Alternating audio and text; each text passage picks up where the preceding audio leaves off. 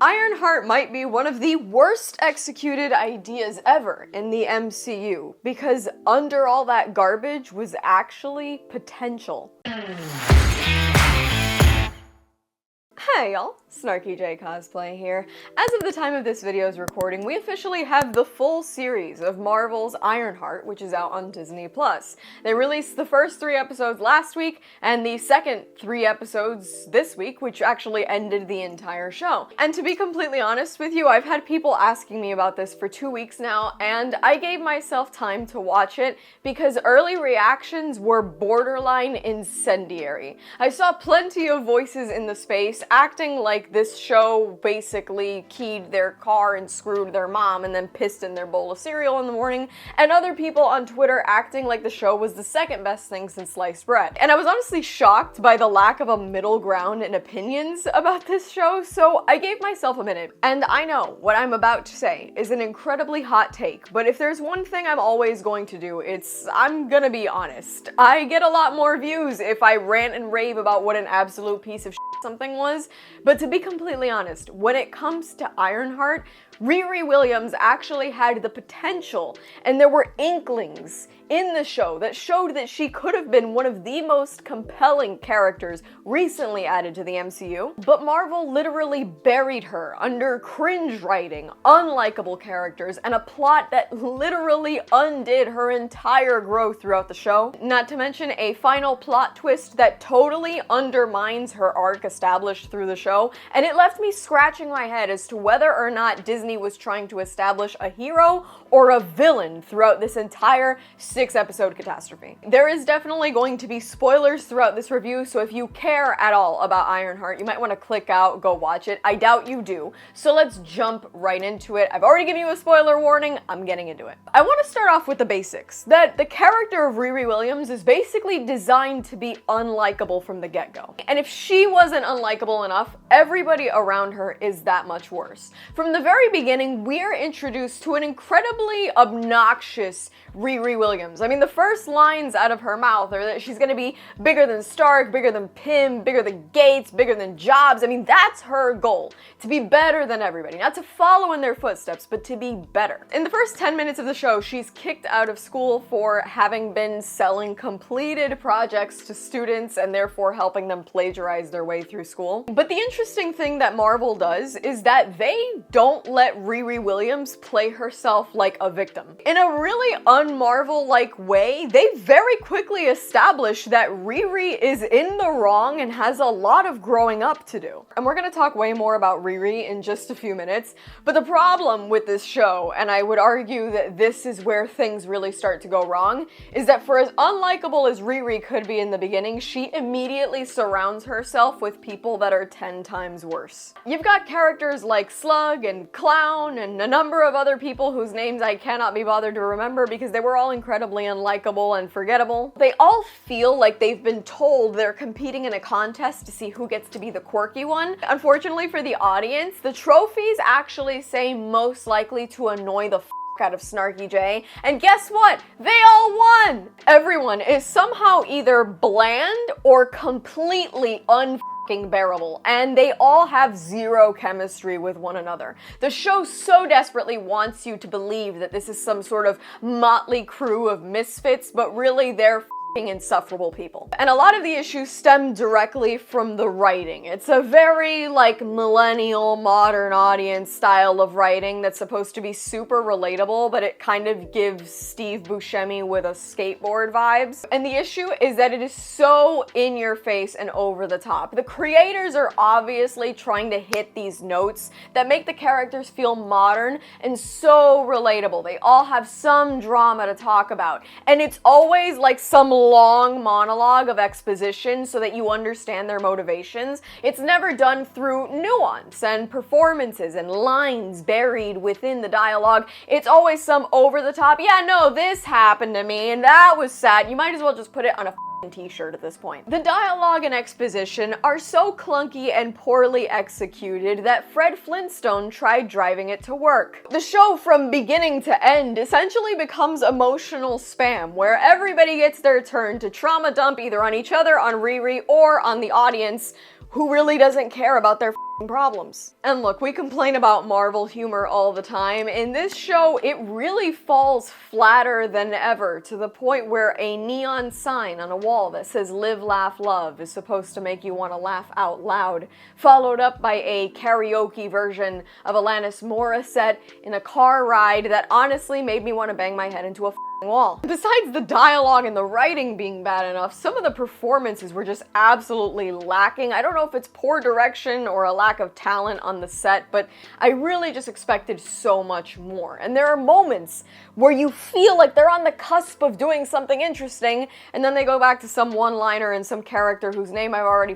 forgotten, and it just goes to Much like the dialogue and the writing, I will say that I think the action sequences are often clunky and poorly accomplished. The pacing is weird, and they never move as fluidly as some of the fight choreography and action sequences in MCU films have worked in the past. For some reason, I think this is consistent with a lot of Disney Plus shows, because I've talked about this with Kenobi and even The Acolyte and other Marvel shows, but the thing that this show gets really right is I think the visuals in it are surprisingly good. I had my complaints about the suit at the beginning, but we actually get a really neat, really unique looking iron whatever suit throughout the show. And what I like about it is that we finally stepped away from the nanotech that made every Iron Man suit after like 2014 look like absolute dog. They do a brilliant job of animating the suit. I think it looks really nice, and most of the shots that the suit is in actually look really clean. Like I said, there's other CGI and other action sequences that don't look spectacular, but visually, this is actually a pretty good looking show. I feel like they probably put a lot more effort into the visuals of it than they have into a lot of Marvel projects that have come out recently. This might be influenced directly by Ryan Coogler, who was involved with this one, but honestly, I was pleasantly surprised by the visuals in Ironheart. We're gonna go ahead and circle back to the writing and the characterization here, because ultimately Riri Williams is the heart and soul of this show. And the problem is that nobody else in this show feels like a real person. They all sort of feel like cardboard cutouts that have a button where they get to just say lines. The characters that Riri aligns herself very early on in the show, they often act irrationally and immorally, and she does question them, but it frequently gets swept under the rug, and we'll talk a little bit more about that in a few minutes. And even though we spend only like 2 episodes with her directly in line with what they're doing, it's a 6-episode show. To have 2 episodes, almost 2.5, where your character is willingly working with villains,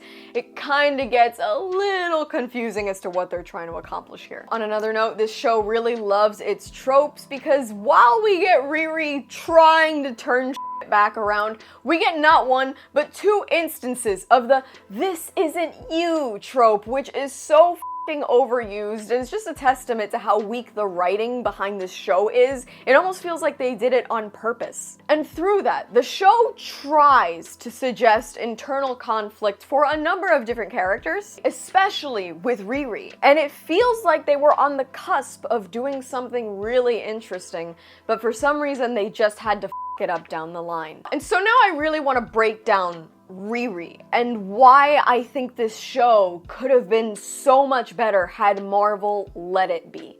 Yes, Riri, ultimately, they spend the entire time reminding you what a super genius she is. And they also really seem like, even though she is an iron blank derived from Iron Man, they really want to try and separate her from his character. It turns out Riri isn't even a fan of Iron Man / Tony Stark herself. Her stepdad was actually the big Iron Man stan. And so because she doesn't have that outward admiration, she doesn't want to be like him, she wants to outdo him. And that makes her incredibly unlikable from the start. But like I said, Riri actually spends most of the show being shown that she's in the wrong. And I think that that makes for a really interesting hero's journey that we haven't seen in a long time. Riri Williams is almost a really good character. The trailers and the marketing and the way they talk about Riri Williams make her seem like she would be and is a Mary Sue. But for the most part, she spends this entire show kind of being shown that she's wrong. She fails, she's beaten down, she gets corrected. I mean, that line that a lot of us harped on in the trailer, where she says, "You want me to be small, but I refuse."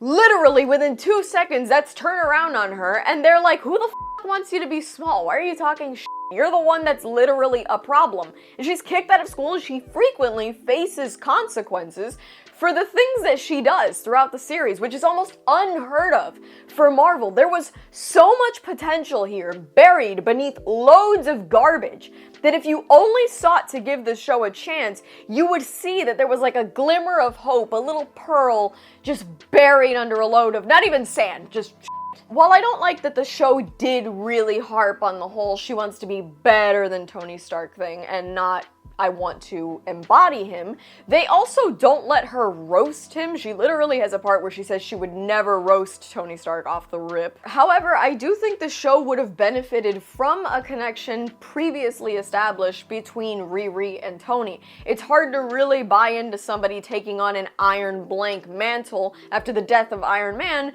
when really they never establish a connection, and we're not even sure she likes the guy all that much. But I will say that a lot of the commentary surrounding the show that seemed like Riri was going to be taking a giant shit on Tony Stark the entire time, that admittedly is not what happens in this show. It honestly subverted my expectations. I thought I was going to be watching a Mary Sue the entire time, but Riri has a real struggle, and we see her align herself with the wrong people and later figure out that that's the wrong move. And what I liked about this show is, again, unfortunately, you have to dig under a lot of bullshit, but there is a real character arc buried here. At the beginning of the show, when we get this obnoxious Riri that honestly really turned me off to her and the series in the beginning, you've got a character that every time they ask her, like, why build an Iron Man suit? You're so smart. Why do this? She's like, because I can. Because I can. I can. I'm better than you. I'm gonna do it. I can. I just had all the knowledge. And by the end of the series, we have this incredibly un-girl boss-like moment of vulnerability where she sits there and she says, I built an Iron Man suit because I couldn't protect the people that I loved. I f***ed up. I blame myself, and therefore I'm trying to redeem myself, and this is how I'm doing it.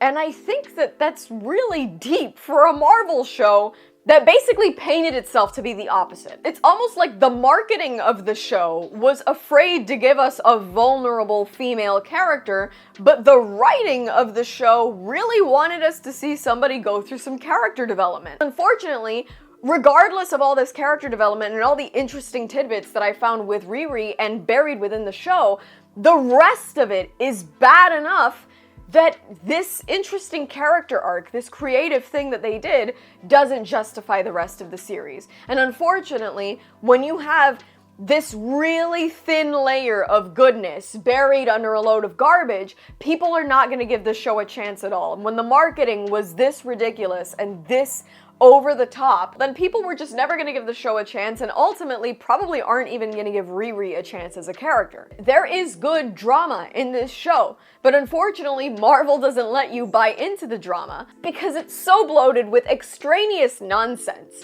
It is burdened by clunky dialogue. It's overloaded with increasingly unlikable characters, and that's what pisses me off, is that I feel like Marvel had a writing team that was willing to do something sort of neat, and then they just layered on a bunch of crap. And to top it off, everything that I just said that was good about this show is basically totally undermined by the ending. Remember how we'd been talking about Mephisto in like WandaVision and Agatha all along, where it kind of would have made sense to bring Mephisto in? Yeah, they saved him for Ironheart. And he's played by Sacha Baron Cohen, which is shocking, but honestly not terrible. And so the problem with Mephisto appearing here is that Riri doesn't have some ultimate battle against him. We know she'd lose that. And she doesn't have some test where she shows her conviction and her strength of spirit and strong will. We don't see her face an offer, but she's offered a deal with the devil, and she says, no, I don't need it. I can make it on my... No, she signs the deal. Happily, she signs the deal. We get 6 hours of this show, watching Riri Williams be broken down and built back up. We watch her make some very serious mistakes and align herself with people that are very bad people, objectively bad people, criminals. And she moves on. She grows, she realizes the error of her ways, she comes to new conclusions about what she can and will do with this suit. I mean, there is a metamorphosis in here for those with eyes to see. They really did something. Underneath all the garbage, they did something. And so by the end of the show, you feel accomplished. You know, there was honestly like a thing where I was like, yeah, man, good job for Riri. Good for you. She builds herself up in a way that surprises me and honestly left me scratching my head as to how I was even gonna make this review, because I knew that I had to be honest about the good things about this show, and I know people are gonna be mad at me, and I was like, like, I gotta be honest, let's put together how I'm gonna talk about this. And then she signs a deal with Mephisto to bring her dead bestie back from the dead, which realistically she thought she was just bringing back the AI version of her bestie, which was a questionable choice throughout the entire series, but she manages to actually create some summoning circles. Like, she's frantically surrounded by summoning circles in a room, and she's not resurrected the AI, rather her actual dead best friend. She signed a deal with the devil and resurrected a dead person. So any of the hard choices that she made to stand up against the criminals, to investigate them, and to do something better, it's not earned, and it is totally cheapened and destroyed by the fact that she goes, yeah, I'll just sign with the devil, all for her comfort. The whole point of growing as a hero is stepping out of your comfort zone and realizing some things aren't gonna go the way you want, and you have to make those sacrifice plays. She loses her best friend as an AI so that she can face off against the Hood, and then she's just like, yeah, I still miss my bestie though. Let me sign that contract. Come on. All right, Satan. She literally sells out for comfort, and it undermines her entire arc. It just cuts away at her entire journey. The entire show, she's contending with the loss of her stepdad and her best friend, and it's resolved so cheaply and so terribly. In a show that was meant to introduce a hero, they're like, yeah, she did a good thing, and then she signed a deal with the devil. What? What was the point? What was the reason? Why did I watch any of this? Ironheart really could have been Marvel's shot at an actually complex hero, a flawed hero, a complex character, something that they haven't done in a long time, and something new, and something that admittedly, the way they wrote her through this show felt very separate from Tony Stark, but somehow similar in their journeys, in that he started off doing things for the wrong reasons, learned the errors of his ways, and she kind of went on a journey that wasn't entirely dissimilar to that. And instead, Marvel lets her journey become a Twitter thread with plot armor that ultimately ends in a deal with their version of Satan. As if bad characters, sloppy execution, and wasted potential weren't bad enough, in the end, a character who almost mattered ultimately becomes another victim of Marvel's recent mediocrity and their lack of direction when it comes to writing new characters. And obviously, Riri Williams is just getting started in the MCU, right? Her story isn't done being told, but ultimately, I'm disappointed. I thought this show was going to be all around bad and that there wouldn't be anything worth watching in it. And yet, I found this good thing underneath it, and they just destroyed it. I mean, I know that this show was in development purgatory for like 5 years, but it seems like they almost put it out to be like, look, I don't want to take a tax write-off on this. It's gonna suck, and I'm gonna make as much of an effort to aggravate you as I can. I really could have liked this show had they just done a better job with it. There was good things here, and I talked about them. There was potential. And then they just destroyed it. They just destroyed it. This hero's journey that I was like clinging to and willing to defend. And then in the last episode, they do that.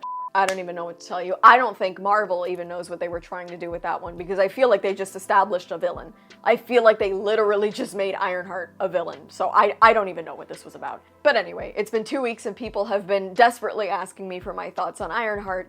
And those are my thoughts. A show with a lot of wasted potential that is objectively bad, but really had some good stuff in it, that had Marvel just hired better writers and let them strut with something better.